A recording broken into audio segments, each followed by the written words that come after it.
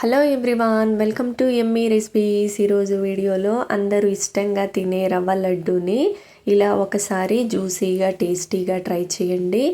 నేను ఈ రవ్వ లడ్డూని కండెన్స్డ్ మిల్క్ వేసి చేశానన్నమాట. టేస్ట్ అయితే చాలా డిఫరెంట్గా చాలా బాగుందండి. చాలా కమ్మగా ఉంది అన్నమాట. చేసుకోవడం కూడా చాలా ఈజీ. 5 నిమిషాల్లో ఈ కమ్మటి రవ్వ లడ్డూని చేసేయచ్చు. మరి ఎలా చేసుకోవాలో చూసేద్దాం రండి. స్టవ్ ఆన్ చేసుకుని ఒక ప్యాన్లోనికి నెయ్యి వేసుకోవాలి.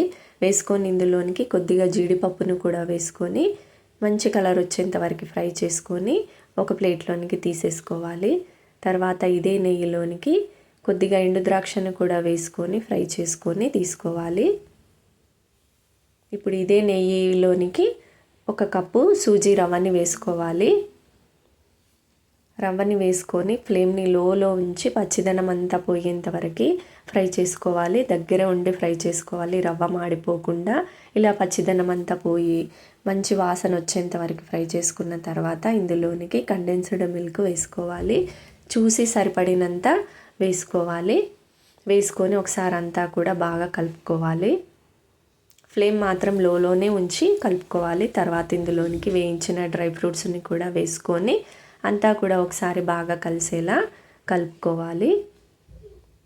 ఇక్కడ నాకు ఒక 1/2 కప్పు కంటే కూడా తక్కువే పట్టింది కండెన్స్డ్ మిల్క్, అదే చూపిస్తున్నాను మీకు.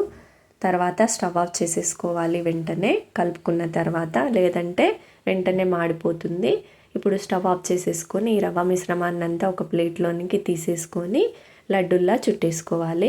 అన్నీ కూడా ఇదే విధంగా లడ్డుల్లా చేసేసుకోవాలి. పిల్లలు కూడా చేసేస్తారండి. చేసుకోవడం కూడా చాలా ఈజీ. ఎంత ఈజీయో అంత టేస్టీగా కూడా ఉంటుంది.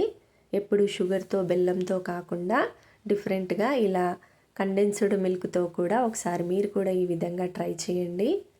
చాలా చాలా బాగున్నాయండి. ఏదైనా స్పెషల్ అకేషన్ అప్పుడు కూడా ఇలా వెంటనే చేసేసుకోవచ్చు. ఇంట్లో పిల్లల నుంచి పెద్దవాళ్ళ వరకు కూడా అందరూ కూడా ఇష్టంగా తింటారు.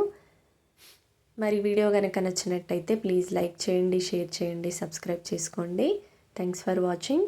మరొక మంచి రెసిపీతో మళ్ళీ కలుద్దాం.